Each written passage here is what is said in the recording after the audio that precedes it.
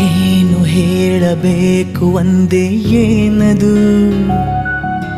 ಬೇಗ ಹೇಳು ಯಾರು ಕೇಳಬಾರದು. ಸಾಕಾಯಿತು ಇನ್ನು ಕಾದು, ಮನಸ್ಸಿನ ಪರಿಚಯ ಕನಸಿನ ವಿನಿಮಯ ಮೆಲ್ಲಗೆ ನಡೆದಿದೆ ಕಾಣಲಾರೆ. ನಾನೋಡು ಹೀಗ